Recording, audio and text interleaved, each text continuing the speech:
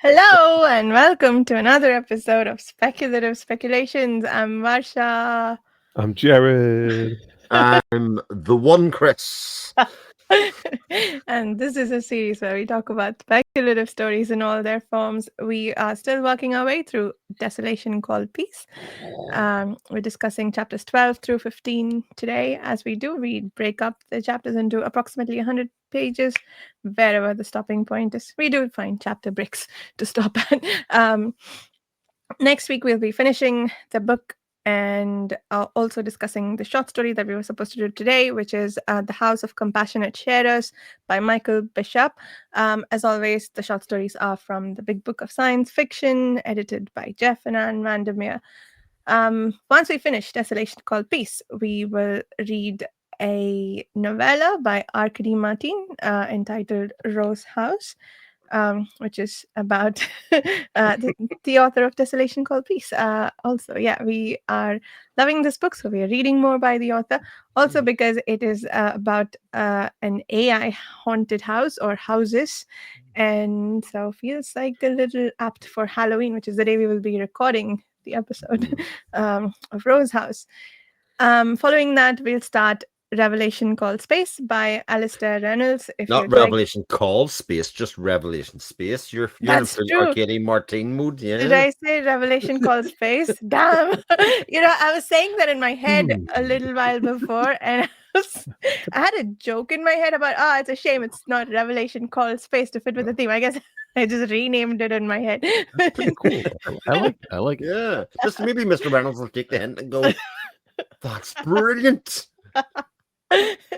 Revelation Space by Alistair Reynolds. If you'd like to join us for that discussion, either here in the actual podcast or on the forum, please check out the Patreon forum. With all that said, we start once again with 8 Antidote Shenanigans. Shenanigans. I like it. Yeah. And I forget where we left off with 8. I remember that the chapter started with 8 Antidote, and he wasn't in the war ministry this time. But what was he doing? He's musing. He's musing about his place. It's almost like he's back home in kind of thought and percolating on his age, his lack of experience, kind of people using him and abusing him, and in some ways he's sort of coming to some realization. He actually starts with this whole thing of he realizes he's not a normal 11-year-old, so to speak. People wouldn't be treating him this way and all that kind of stuff. And I think the Seed Antidote stuff again still feels to me very much in the periphery of the story. He's basically on the quest to find out about 3 Seagrass. Like, that's really what he's doing in this section, and trying to do it covertly, but also you can't really, because she's such a polarizing character. I think that as soon as you bring her up, people know what is going on, or at least think they know what's going on, which is kind of the point that 3 Azimuth, is it, that basically says the 11 are all send you to ask me this question, essentially. Yeah. I like, is this the section where he's trying to figure out who is a what do they call him, a troublemaker, even if they don't mean to be? Well, I forget the word they use, but it was it's like the instigators or something like that. Yeah, something like one of those words. Yeah. And because was it I forget the names now, but he was told that Mahit was an agent of chaos, or whatever. Yeah. And he was told this, and he's trying to figure out how and who else could be one. And I kind of like that. Whether he is one as well, Yeah, whether he's one, yeah. Because that's kind of like what a kid would do, You hear something like that. You hear something like that about somebody that you only peripherally know, you met once, and you know they're involved with these big events, and so you're trying to figure out what does that mean that they're an agent of chaos like that wherever they go, chaos happens, and how do I how do I figure out who else is like that? That's so much like what a kid would do, and I really like how that was played out. Yeah, it's that feeling of like he knows he's being played and kind of toyed with, but he also can't help his base instincts, which are this curiosity that he has about everything. You know, he has to know the answers to things because, well, on one hand, he wants to know, and two, like any kid, I think he feels like this will make him accepted by adults and accepted as a peer, which is really what he wants because he has these ideas of being the emperor to be, and that he has a legacy of being this clone of the former emperor and stuff. So, like, again, very complex kind of psychological musings, I think. What do you guys make of 3 Azimuth's characterization of Mahit as an agent of chaos? I found myself resisting it quite a bit. It has this weird sense of one being fatalistic to a certain extent because it's whether or not they mean to, they are like that. And two, feels like blaming Mahid for things that she's not quite responsible for. But there was this like tiny thing that she said that felt like you could lay the blame at Mahid's feet for being, say, a disruptor or an agent of chaos. And I think she said that they do what's most important for them. Like basically the decisions she's making are for herself, screw the world and everyone else. And whether or not she intends to be selfish, that's how they end up being. So that's the only thing that felt like you could lay at her feet. But the rest of the characterization felt unfair. So what did you guys think?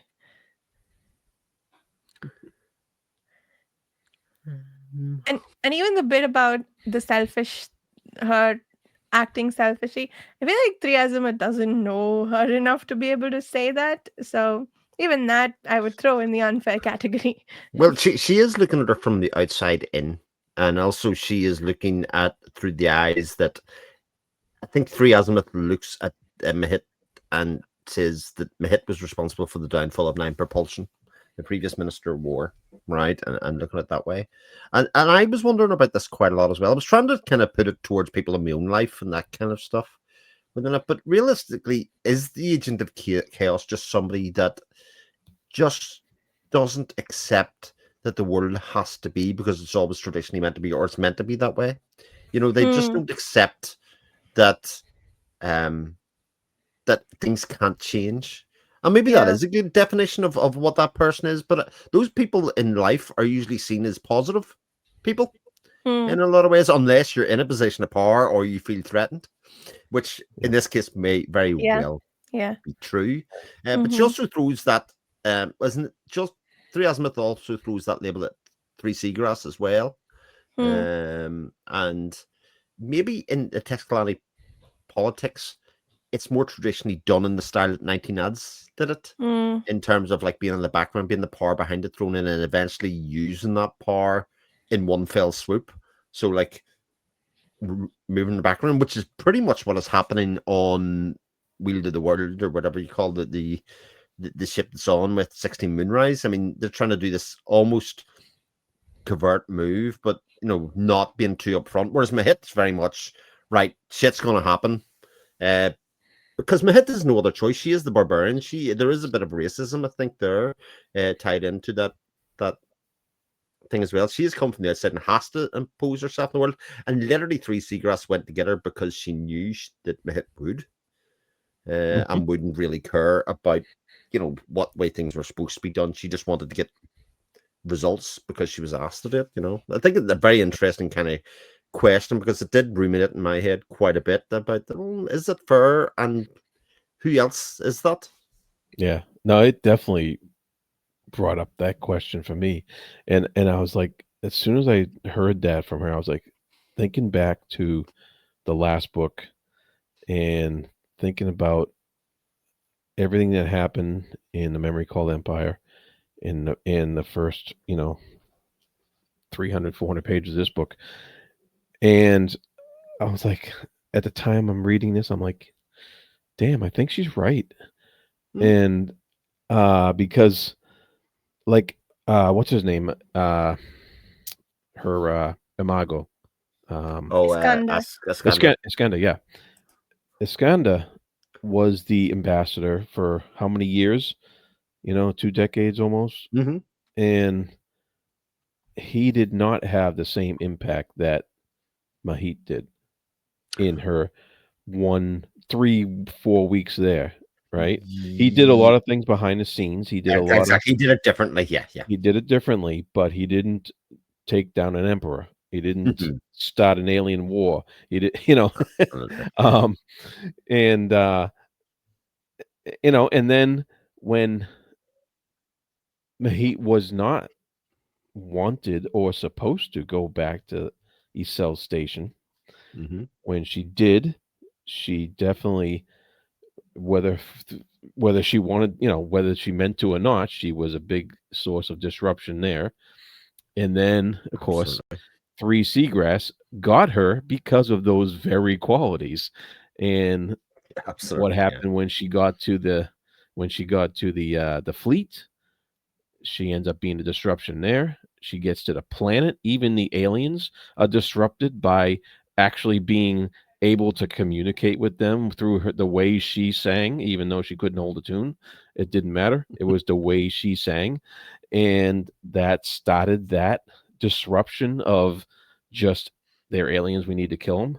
And so it, so she is that. And it's interesting because, like you said, Chris, that could very well be a positive, but someone like Three Azimuth is not going to see it that way. Yeah. Not Absolutely. in her They're position. threatened. Yeah. So it's a very interesting question. That was a very thought provoking statement that she made. Yeah, yeah. Okay, now that you put it like that, as the I guess the not hiding behind the scenes of it all and just like being the face of all the disruption that did happen and owning that, I think, yeah, that makes sense. Okay, now I see why. But Absolutely. also back in Ilsel Station, like this was the reason that they had to get rid of Mahit and the Mm, Scander together because they were both kind of agents of chaos in their own different ways. Scander playing the long game, mm, and Mahit kind of being the hit person at the end to kind of really mix it up at the end. And in a what becomes very clear, I think, up this point in the book is that in Ilsel Station there are people that want to seize all of the power for themselves, regardless of their position. They want mm, they want they want control over a situation, and these kind of agents of chaos make this very unlikely to happen because people rally to them. They get yeah. stuff done.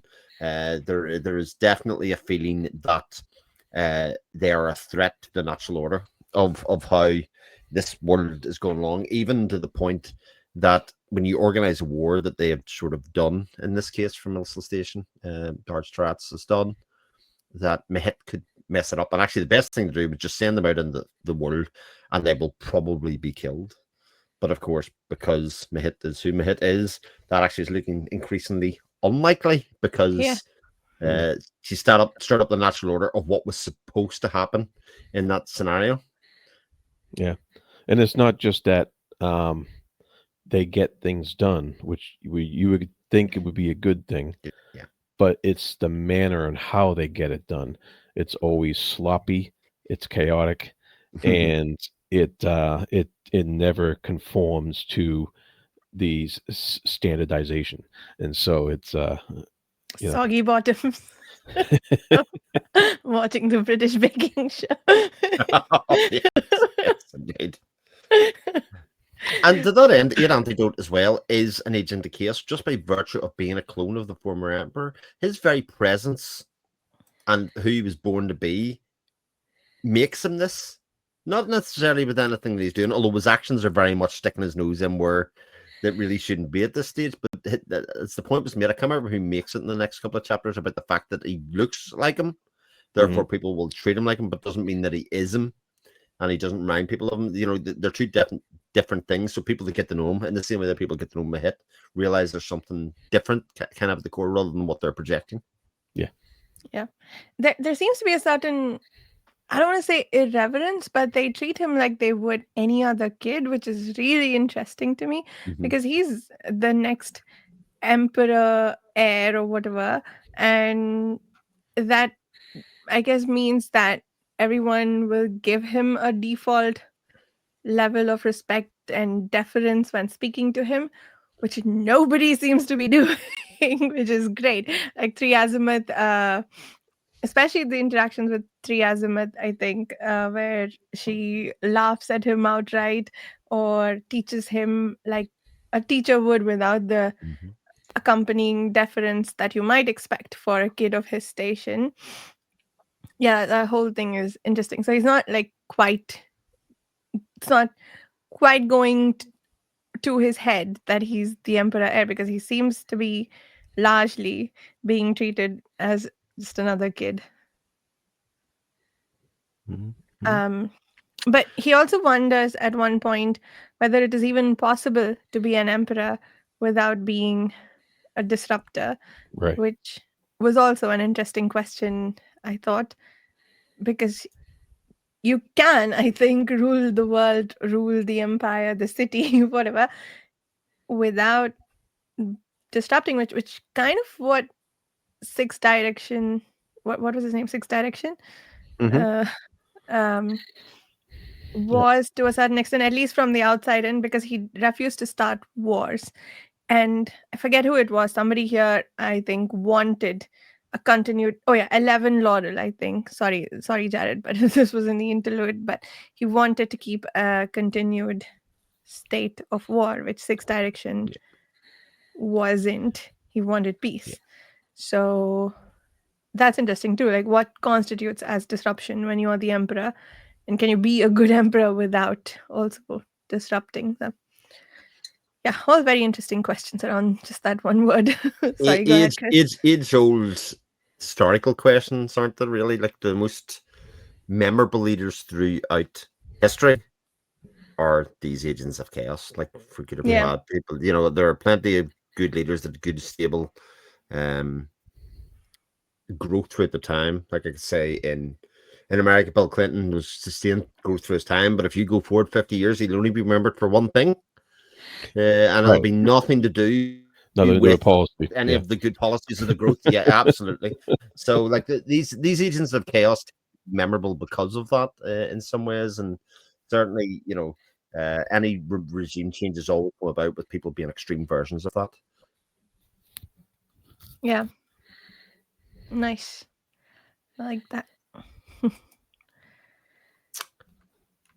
So we went from, I think that was largely what happened in. Yeah, brilliant.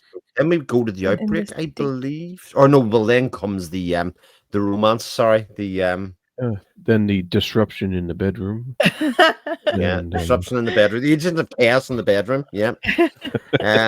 Anybody else surprised by how graphic this was?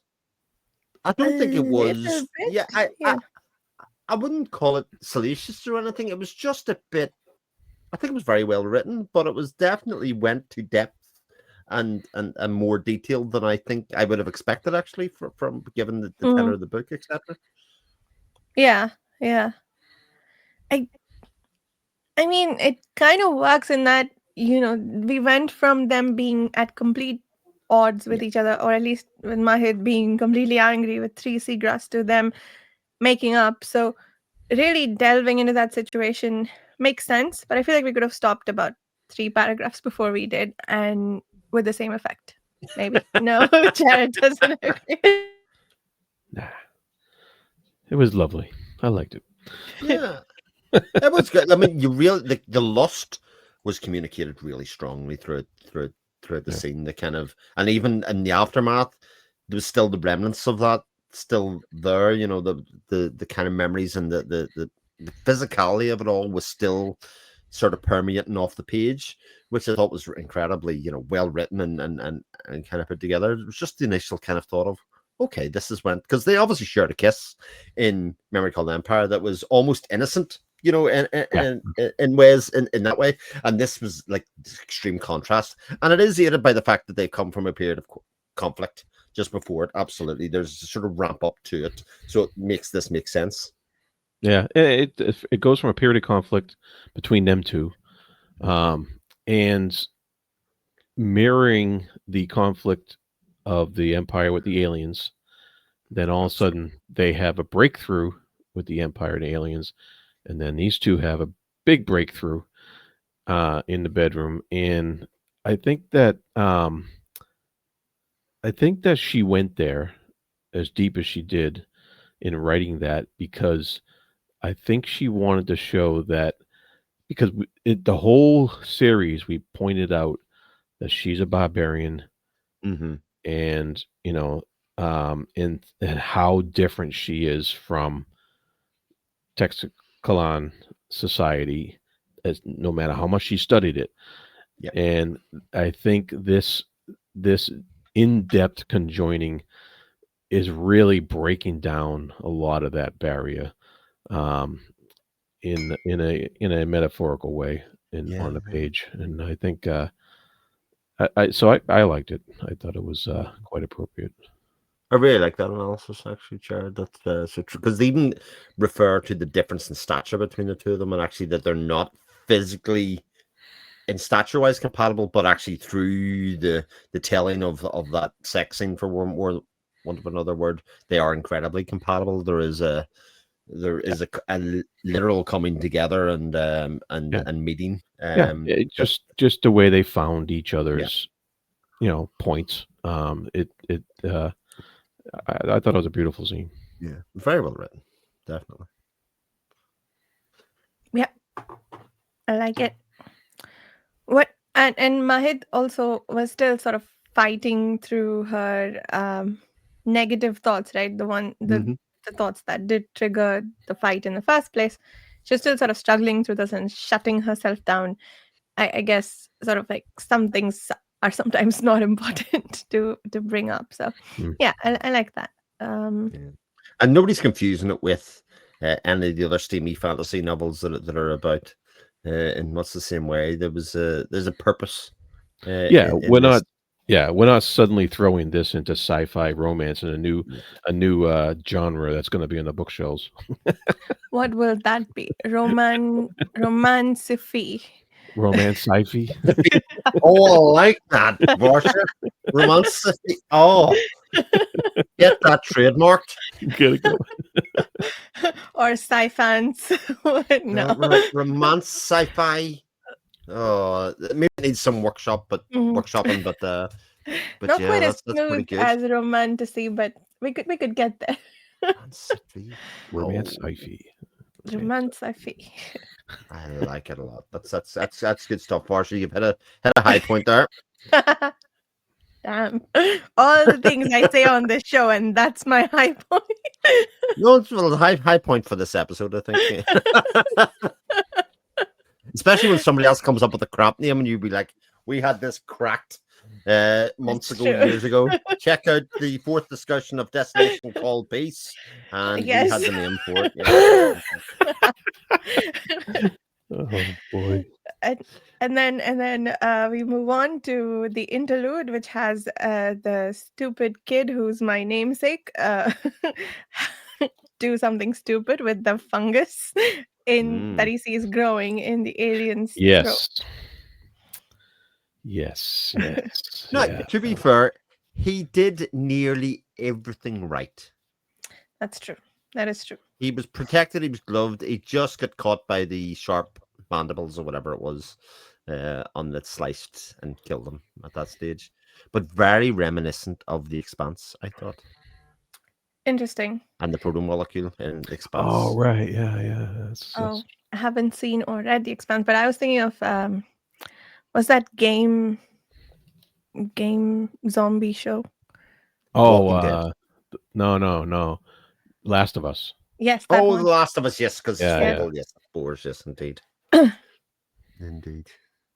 And it's also got oh my god, it's the same principle, isn't it? That they have the unified communication or consciousness through the fungus, which is what also was the basis for The Last of Us because of the interconnected system.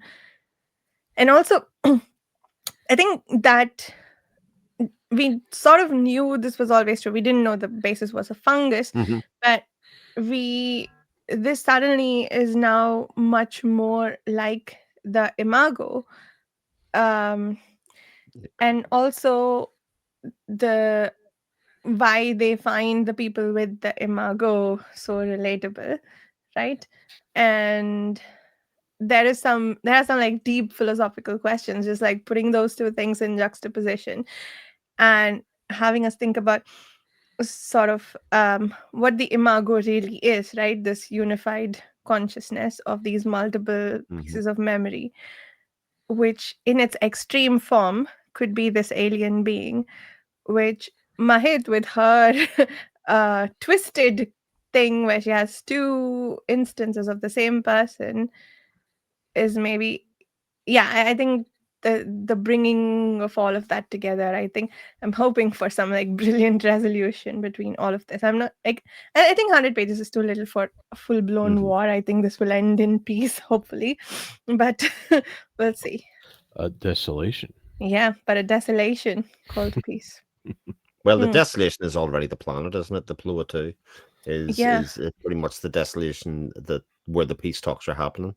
But yes, this illusion that the Tescalani think that this spore fungus is sent as an attack, whereas it's almost certainly the basis of their biology in Mm, some ways and how they use to communicate and do all of those things. yeah. But this miss I was going to say misthinking, but that's not the word that I'm looking for. But this misinterpretation of what that is at the moment is an interesting thought, especially with how the aliens characterize what they perceive as the threat of it. Um, Hmm. I think tells us a lot about the two societies and the differences between the two societies. Yeah. I didn't. So this they term this the people maker, right? Hmm.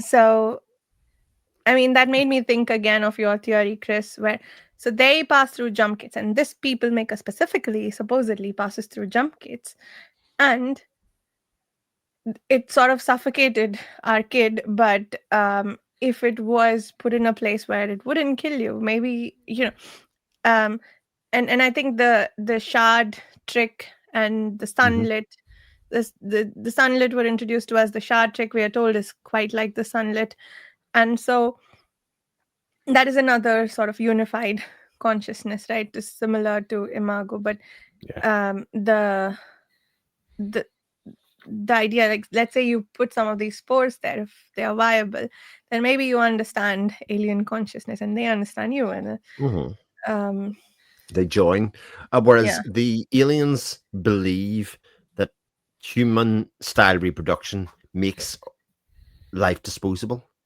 They just think, Hmm. oh, you can always have a way to make more people rather than parasitic, which is the spore kind of thing that Yeah. they basically move onto another body, be a host, and bring a part of the consciousness. Whereas I think that they see the people of Ploa 2 as expendable because they misunderstand humanity as being, you can just make more. In much the Yeah, same way as we would about trees or fish or anything like that. that's an interesting, I'm trying to figure out the logic of that, because they are all the same, so their bodies are expendable, Hmm. versus people are different, so you're killing an individual. So how does that track that you can always make more? So, well, and again, this is complete conjecture on my part. So go Yeah. ahead, Jared. Yeah, go ahead No, before I. I was gonna say, to build on your theory, not that it's right or anything, but I'm just Yeah. building on it. The From a spore mind viewpoint, making more is there's no individuality. They don't understand individuality yet. So they might see people making more as just an extension of the same unit. You know what I mean? Yeah. That's They the way I see it. know, but they seem to know from the interludes that they are different, right? That they don't have a unified consciousness the way the aliens do. Well, Yes, but is that because there's something wrong with them, or because they actually Hmm. understand about individuality? Do they, or Yeah. do they think there's something wrong with these units that are individual? I don't know. I'm yeah, guessing. again, I think it comes back. For me, it comes back to this, and this is all implied at this stage. Like I was saying, none of this is confirmed, but the idea that their life form is these spores, and that the creatures that they inhabit, even with these mandibles, etc., they have co-opted into their, in much the same way as Adrian Tchaikovsky books from book 2 on. They are a parasitic kind of entity that doesn't see either the benefit or how biological reproduction works.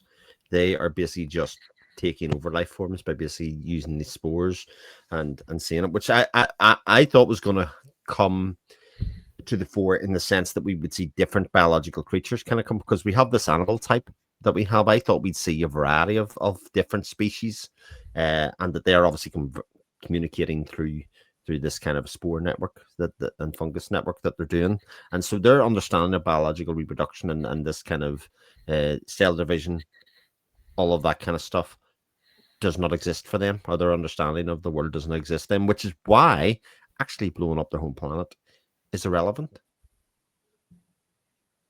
That Oh, is the solution. If they blow up loads of these spores, as long as there's spores out there, nothing changes for this race. In some ways, they can just move on and take over other Hmm. people and do that kind of stuff. yeah. Interesting. Yeah.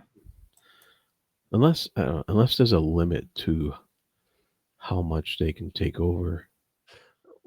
Well, absolutely, but sort of Divorce's point, which is why do they not understand individuality? Conversely, how come the text clan cannot understand the idea of a shared consciousness? I mean, it works both ways in Mm. both this thing. They think by taking out the planet that they will eradicate this alien and threaten them. They lack understanding on both sides, and they need somebody to break through this kind of misunderstanding that they're having with each other about their very nature and existence of how life works for them, and that sentience is an individuality rather than a shared consciousness in humanity or in Textlandy or in Ilsil or wherever you're talking about.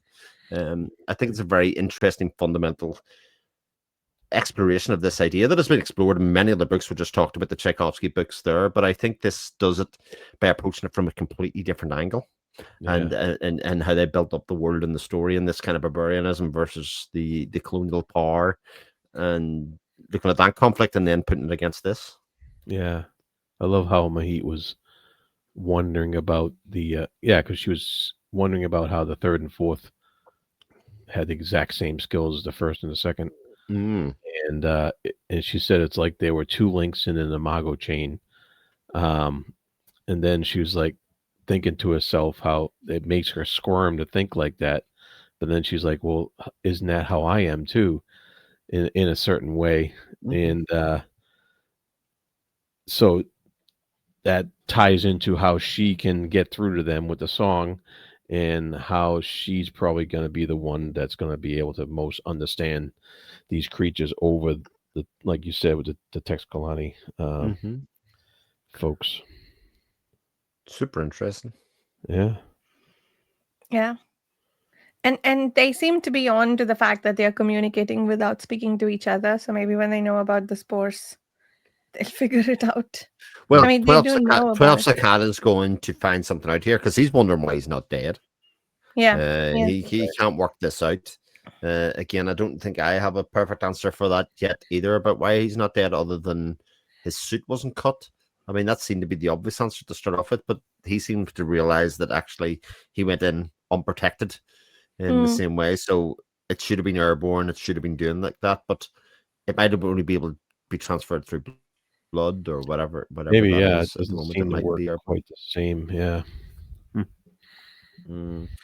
But isn't it also curious that the spores grew after the alien died because they apparently weren't there during the autopsy? So was it the fungus trying to spread itself from a dead person to a live Oh, person? Yeah, Uh, interesting. yeah. Very interesting. Yeah. I like it. And when we think about, there's 80 pages left in this book, the interplanetary warfare.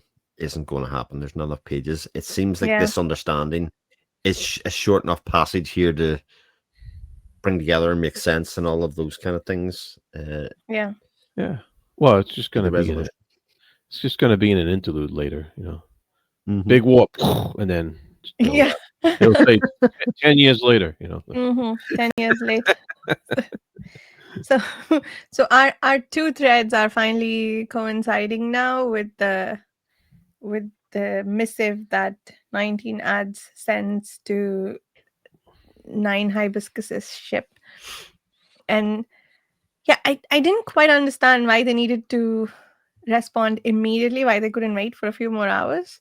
Why Yeah. 19 had sent that as an urgent message is But it wasn't even like it was 19 ads sent the message, but the whole conversation was with the 8 antidote, with 19 ads watching on. So it was that the Emperor wanted answers to questions, with 19 ads watching on and chuckling away to herself as she's wont to do, which I thought was funny. To be honest, the request to go back kind of came from 9 Hibiscus, didn't it? From the ship, to basically say, "Oh, the Emperor wants you. You need to get back." So she's following chain of command in that end. So maybe it was just a case of that. Go down and get them because the Emperor's called. And yeah, maybe just she wouldn't Yeah. have if it's not urgent, and yeah, yeah, that And makes sense, I guess.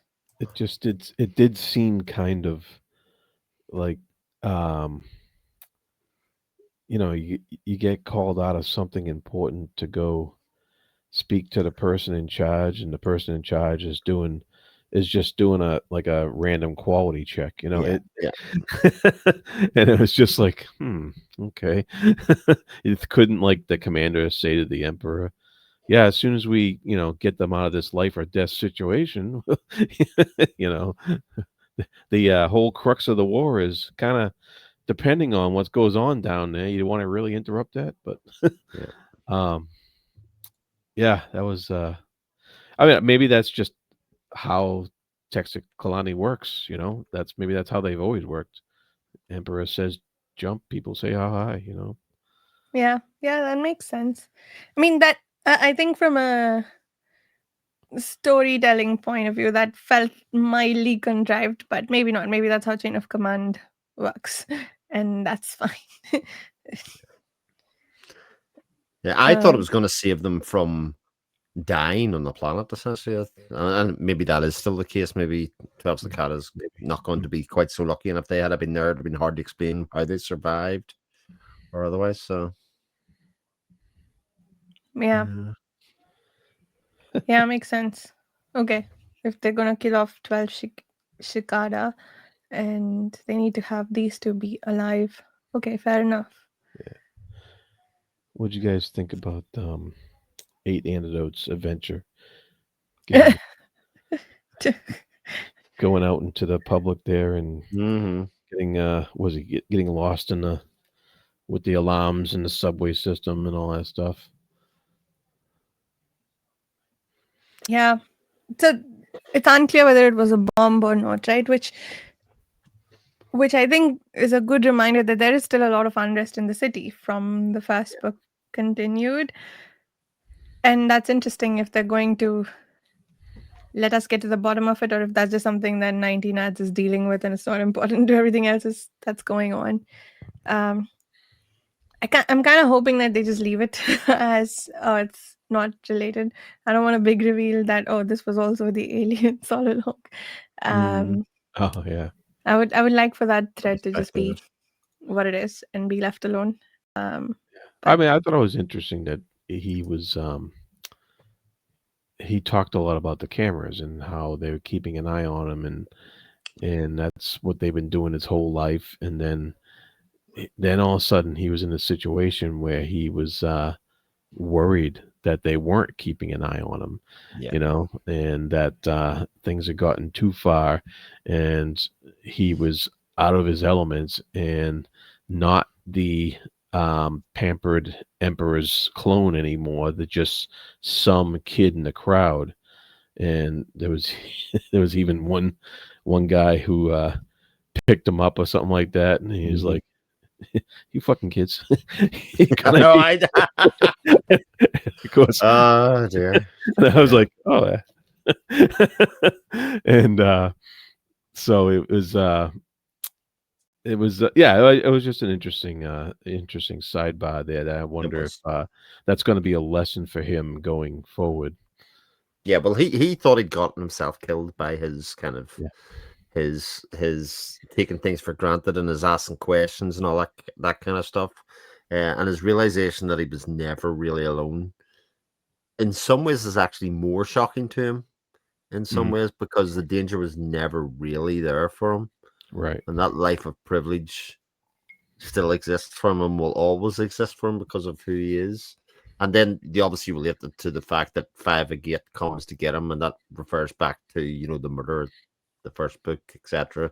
About people being in the wrong place at the wrong time, trying to do the right thing, and that the consequences are not felt by those who are in danger or involved at the center of it. There are other casualties that are That's right. innocent. Yeah. Yep. Yeah, Very cool. that's good. Very good stuff. Very good stuff. Um, Yeah. I even like the continual inclusion of the comic book from the South Station. I thought that was great. yes, Just I've all I've those, really enjoyed those little epigraphs. yeah, More little and more as we've yeah, got through the book. yeah.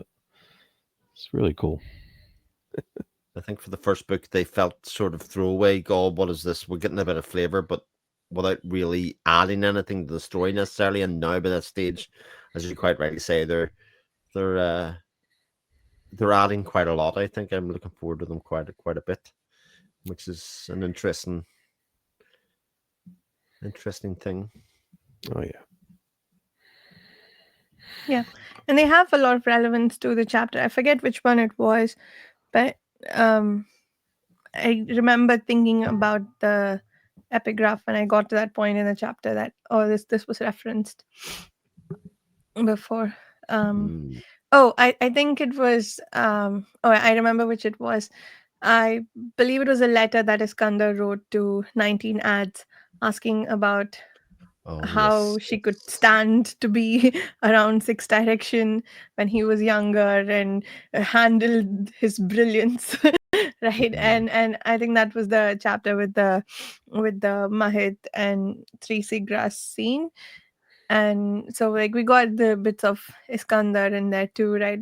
Like how I really loved that bit too, where Mahit was sort of allowing herself to um feel Iskandar's memory of his relationship with the emperor too, and 19 ads too. Um so anyway, yeah. So they are also relevant to the chapter that we're reading, Rashi, and Yeah, it's fun to think about. it is. Yeah. Very cool. Yeah. Anything else that we're missing? Just speculation, I think, about Mhm. what's to come.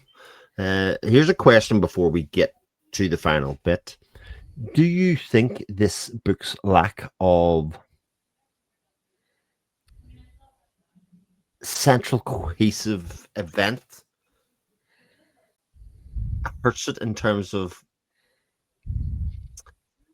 elevating it in the wider kind of thing? So what I mean by this, without a big battle in this, without a big event, certainly at the end of it, this book's brilliant on so many levels.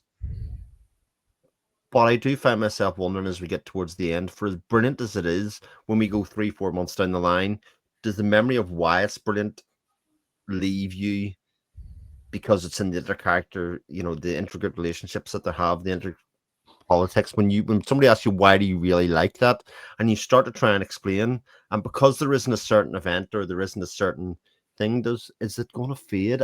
I'm going to find it very hard to place it, I think, towards the end of the year in terms of favorite reads because of its kind of almost unique style and unique way that and its unique brilliance. I think in some ways, the things that it does are so smart and are so well done that it's very hard to relate that to other books that don't even come near that in its own way. Whereas if we're going to talk about other books that would have up there, like Parable, I would say towards the end here, has those slavery scenes, have those really cohesive, things that really jab in the head. There is the First Contact one here, but aside from that, is there enough? And especially if we don't get one towards the end, which we might, of course. I think for me, the thing that I am finding most interesting through the book, the politics, of course, that's what keeps the pages turning, right? Yeah. But what is making me think about this book a lot as we make our way through this is all the many ways in which it's exploring consciousness, right? There's like 4 different ways that we can think of that all relate to each other, slightly different, but it's and it's not like none of these have been done before. It's just I think the placing of all of them together and relating them to each other, I think it's doing that brilliantly. And it's sort of I think I'd place it. You mentioned Tchaikovsky. The second and third Children of Time books for me were also memorable for the same reason, because of the way in which it explores the nature of consciousness. And so that part I think will stand out. Characters and everything else maybe less so, even though I'm immensely enjoying my experience of reading the book. But the ideas, the central ideas for me, are the ones around consciousness, which I think this book is doing brilliantly. And I think you can't underestimate the setting in these books. I think the setting is absolutely brilliant. I love this whole setup of this empire and how it works and how they define themselves and how they define other cultures and creatures they come into contact with. And I think it's a unique setting, even though she's exploring a lot of the same themes that we've seen explored in other sci-fi. She's doing it in a very unique setting, I think, and I think I think it's brilliant.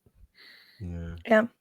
And another thing that I think will make this book really stand out for me, if it goes where I think it's going, is the subtle suing for peace aspect of it, right? So Sixth Direction, what makes him great was, although not a lot of people in the empire seem to agree, is that he held a peace for 100 years or however long, like through his tenure. And right now we have Nine Hibiscus, who's choosing she's trying her very best to not go and bomb this alien planet that they've just discovered. We have to talk about that, by the way. But she's still trying. She's desperately wanting to go do that because it seems like the easy thing, but she's fighting to do the harder, what seems the more right thing. And sure, it's more because she wants to protect her own people than it is to save the aliens, and the moral qualms that come with committing genocide.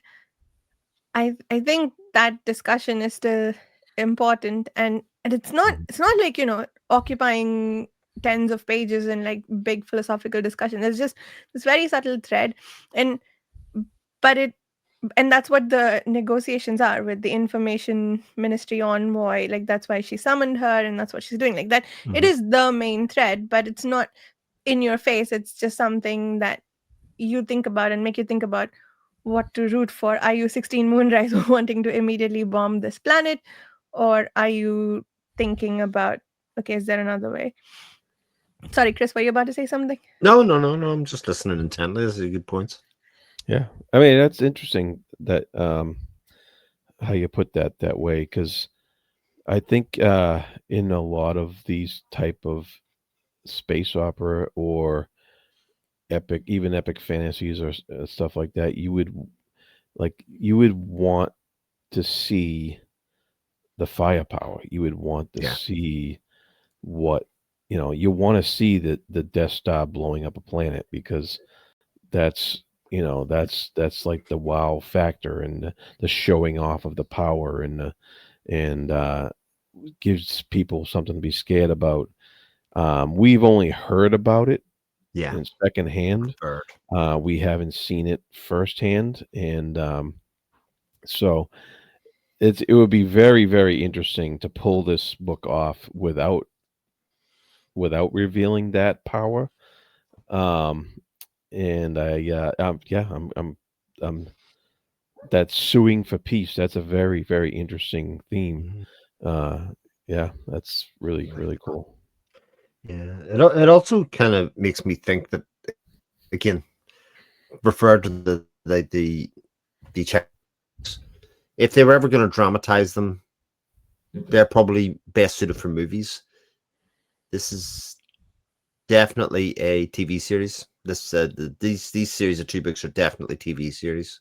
To be able to kind of thread these kind of very fine ideas throughout the book. So it's an interesting thought for me, certainly in terms of kind of how you go about, like you say, Jared, constructing a space opera without the big events, without the it sort of was my point. Like, it's such an unusual take in that genre. And it really works. There's no doubt. Yeah, and whoever's listening needs to bring 3 of us on as consultants for the show. I think that would be an excellent idea. Yeah, the Apple TV producer watching this show. I think So- we're Even for cheerleading purposes, if only for that reason, that would be. we got to make sure they get it right. So they found the alien planet. We didn't talk about that. That was interesting. That was a big moment in the book, right? I think we had 2 really big moments in this set of chapters. One was, of course, the breakout with the fungus, like high tension scenes, and then there was this one where 9 Hibiscus is told, we found the planet, what do you want to do? And well, actually 3 if you count Moonrise telling her, I know what you know. I'm giving you a few hours to do what I think you should. So like I say, I think this is a complete misnomer. Again, this is the misunderstanding that if they destroy the planet, they will destroy the threat.